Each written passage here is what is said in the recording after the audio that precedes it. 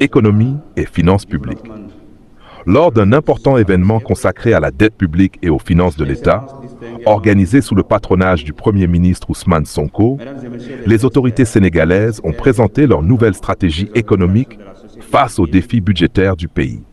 Dans une intervention très remarquée, El Malick Ndiaye a défendu une ligne basée sur la transparence, la discipline budgétaire et la souveraineté économique. Il a notamment affirmé que le Sénégal ne choisira pas la restructuration de sa dette, privilégiant plutôt une gestion rigoureuse des finances publiques afin de préserver la crédibilité du pays sur les marchés internationaux. Le responsable politique a également insisté sur la nécessité de dire la vérité sur l'état réel des finances publiques, évoquant des dysfonctionnements graves dans la gestion passée de l'endettement. Selon lui, le redressement économique doit se faire sans compromettre les secteurs essentiels comme l'éducation, la santé, l'emploi des jeunes ou la cohésion sociale. Cette nouvelle orientation économique s'inscrit dans la vision Sénégal 2050, portée par les nouvelles autorités, avec l'ambition de construire un modèle de développement fondé sur la responsabilité, la souveraineté et la dignité nationale. Entre réforme des finances publiques, contrôle parlementaire renforcé et appel à un système financier international plus équitable, ce discours ouvre un débat majeur sur l'avenir économique du Sénégal et la place des pays africains dans l'économie mondiale. Regardez cette vidéo jusqu'à la fin pour découvrir les déclarations complètes et comprendre les enjeux stratégiques derrière cette nouvelle politique économique du Sénégal. Je voudrais avant tout saluer l'initiative de Ideas Africa Network placée sous le patronage du Premier ministre Ousmane Sonko. Je tiens également à remercier l'ensemble des partenaires, chercheurs, praticiens et responsables publics réunis aujourd'hui à Dakar. Votre présence permet d'ouvrir un débat exigeant, lucide et nécessaire sur une question qui engage l'avenir de nos finances publiques, la souveraineté de nos choix économiques et la crédibilité de nos institutions. Je veux aussi saluer la présence des experts venus d'Afrique, d'Asie, d'Europe et d'ailleurs. Les travaux permettront d'éclairer nos réflexions sur les expériences de gestion de la dette et sur les limites des cadres classiques d'analyse de viabilité.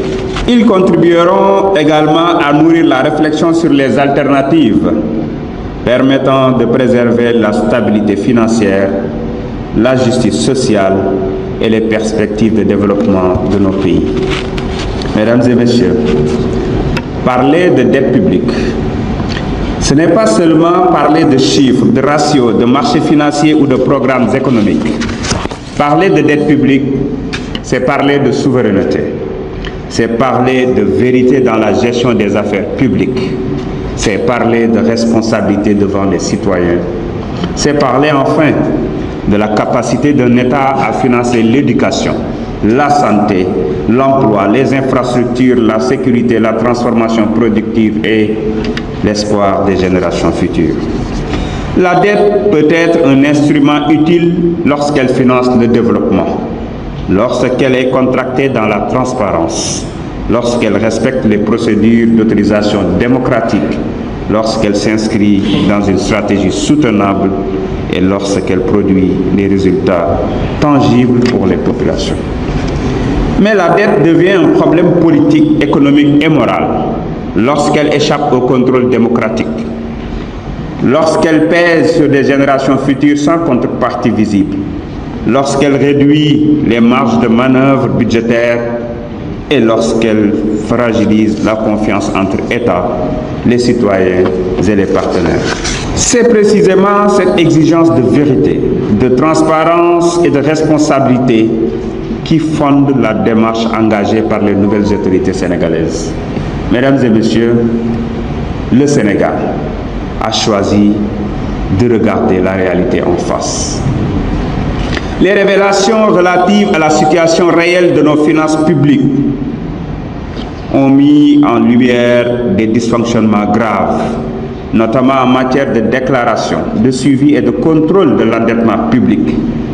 Elles ont également montré de manière incontestable que la question de la dette ne pouvait plus être abordée comme une affaire purement technique, réservée à quelques administrations ou institutions financières.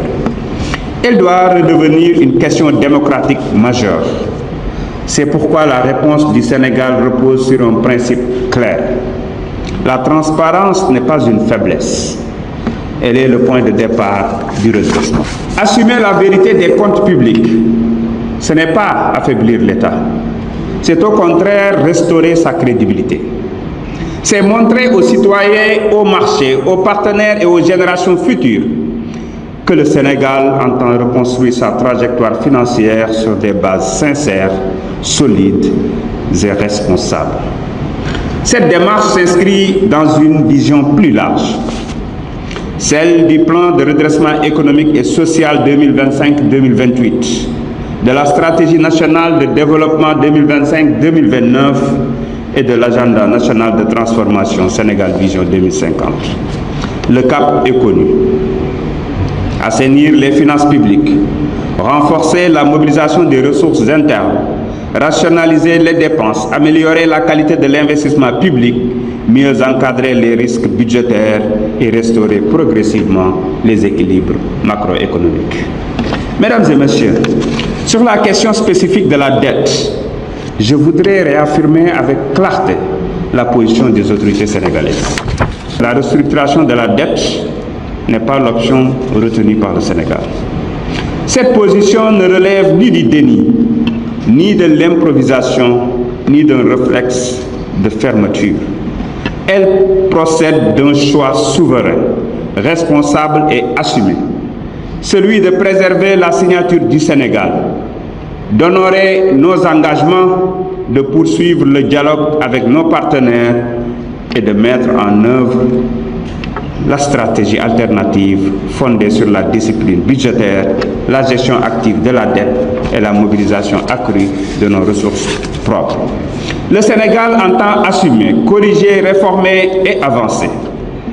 Mais il entend le faire dans le respect de sa souveraineté, de ses priorités nationales et de son pacte social.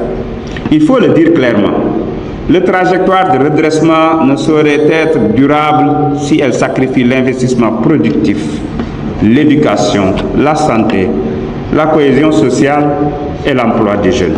Elle ne saurait être crédible si elle repose uniquement sur l'austérité, sans transformation structurelle de l'économie, sans élargissement de l'assiette fiscale, sans lutte contre les gaspillages, sans amélioration de la qualité de la dépense publique et sans gouvernement renforcé. C'est pourquoi le Sénégal plaide pour une approche équilibrée. Restaurer les équilibres, oui, mais sans casser les moteurs de développement. Réduire les vulnérabilités, oui, mais sans renoncer à l'ambition de transformation. Dialoguer avec ses partenaires, oui, mais dans le respect mutuel, la vérité partagée et la souveraineté des choix nationaux.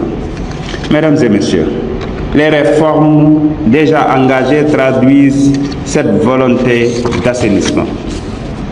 Le document de programmation budgétaire et économique pluriannuel 2026-2028 inscrit l'action publique dans une logique de consolidation budgétaire et de retour progressif vers les critères de convergence communautaire. Il met en avant la nécessité de corriger les agrégats, de retrouver les équilibres financiers et de renforcer la transparence dans la gestion publique. Dans le même esprit, la stratégie de gestion de la dette à moyen terme doit permettre d'améliorer le profil de la dette, de mieux maîtriser les risques de refinancement, de réduire les vulnérabilités liées aux taux d'intérêt et aux devises, de diversifier les ressources de financement et de renforcer la prévisibilité des charges futures. La dette ne doit plus être gérée dans l'urgence. Elle doit être pilotée avec méthode, transparence et anticipation. Cela suppose une meilleure centralisation de l'information, un suivi rigoureux des engagements directs et contingents, un encadrement plus strict des garanties, une attention particulière aux partenariats publics-privés, et une meilleure articulation entre les besoins de financement de l'État et la programmation budgétaire pluriannuelle. La réforme des finances publiques ne peut donc pas se limiter à réduire les dépenses. Elle doit transformer la manière de décider, d'autoriser, d'exécuter, de contrôler et d'évaluer. Mesdames et messieurs, c'est ici que le rôle de l'Assemblée nationale devient central. Dans une démocratie, la dette publique ne peut pas être un angle mort du contrôle parlementaire. Le Parlement vote la loi. Le Parlement contrôle l'action du gouvernement. Le Parlement évalue les politiques publiques et le Parlement exerce pleinement sa responsabilité sur les besoins de financement de l'État. La loi organique relative aux lois de finances a renforcé cette exigence. Elle consacre une gestion budgétaire fondée sur la performance, la transparence, la sincérité et l'obligation de rendre compte. À travers les lois de finances initiales et rectificatives, l'Assemblée nationale ne se contente pas d'examiner des tableaux. Elle autorise un équilibre. Elle approuve des recettes. Elle encadre des dépenses. Elle examine des ressources de trésorerie. Elle se prononce sur les conditions dans lesquelles l'État peut couvrir son besoin de financement. C'est un acte démocratique majeur. Chaque emprunt engage la nation. Chaque garantie publique peut engager le contribuable. Chaque charge financière future réduit potentiellement une marge de manœuvre pour l'éducation, la santé, l'agriculture, la sécurité ou l'emploi. C'est pourquoi nous devons faire évoluer notre culture parlementaire. Passer d'un contrôle ponctuel à un contrôle proactif, d'un examen sommaire à une analyse approfondie, d'une autorisation systématique à une vigilance démocratique renforcée. Mesdames et messieurs, depuis l'installation de la 15e législature, l'Assemblée nationale du Sénégal a engagé une transformation profonde de ses méthodes de travail. Nous avons renforcé les mécanismes de contrôle. Nous avons engagé la mise en œuvre effective de l'évaluation des politiques publiques et créé une architecture institutionnelle dédiée à cette mission. Nous avons instauré de nouveaux outils de suivi, de planification et d'analyse. Nous avons placé la performance publique au cœur du travail parlementaire. Cette dynamique doit désormais s'appliquer avec encore plus de rigueur à la dette, au budget, aux engagements financiers de l'État et à l'ensemble des risques budgétaires. Notre ambition est claire. Faire de l'Assemblée nationale une institution capable de comprendre les chiffres, d'interroger les hypothèses, d'évaluer les risques, de suivre l'exécution et de rendre compte au peuple sénégalais. Car le contrôle parlementaire n'est pas une défiance envers le gouvernement. Au contraire, il est une garantie pour la République. Il protège l'exécutif contre les dérives administratives. Il protège les citoyens contre l'opacité. Il protège les finances publiques contre l'improvisation. Il protège les générations futures contre les engagements inconsidérés. Mesdames et messieurs, la réunion qui s'ouvre aujourd'hui est donc importante à un double titre.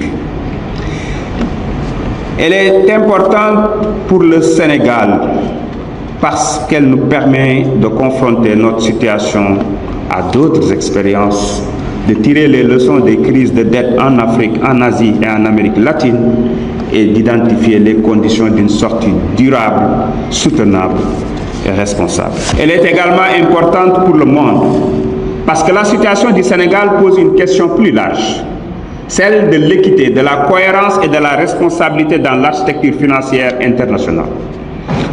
Nos pays ne peuvent pas être appelés à plus de transparence puis pénalisés lorsqu'ils choisissent la vérité. Ils ne peuvent pas être encouragés à investir dans le développement, puis enfermés dans des mécanismes qui réduisent leur capacité à financer l'avenir.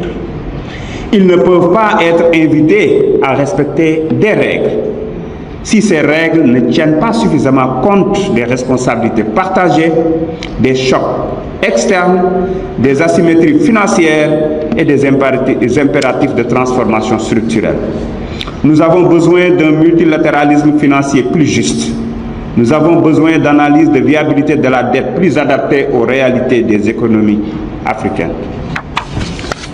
Nous avons besoin de mécanismes qui protègent les investissements essentiels. Nous avons besoin de solutions qui ne traitent pas seulement les symptômes, mais les causes profondes de la vulnérabilité financière. Mesdames et messieurs, je forme donc le vœu que vos travaux soient francs, rigoureux et utiles. Qu'ils permettent de clarifier les termes du débat, d'identifier des alternatives crédibles, de mieux articuler discipline budgétaire, justice sociale et souveraineté économique. Qu'il contribue à construire une doctrine sénégalaise et africaine de gestion responsable de la dette. Le Sénégal ne demande ni privilège, ni indulgence particulière, il demande que la vérité soit reconnue. Il demande que les efforts de réforme soient appréciés à leur juste valeur. Il demande que son choix de redressement sans restructuration soit compris comme un choix de responsabilité, de dignité, de confiance en ses propres capacités. Mesdames et messieurs, la dette ne doit pas être une fatalité. Elle ne doit pas être un obstacle à la transformation de nos pays. Elle doit devenir, à travers la transparence, la responsabilité et la réforme, un levier de financement du développement et de la construction de nos sociétés. C'est sur cette conviction que je déclare officiellement ouverte la réunion d'experts consacrée à la crise de la dette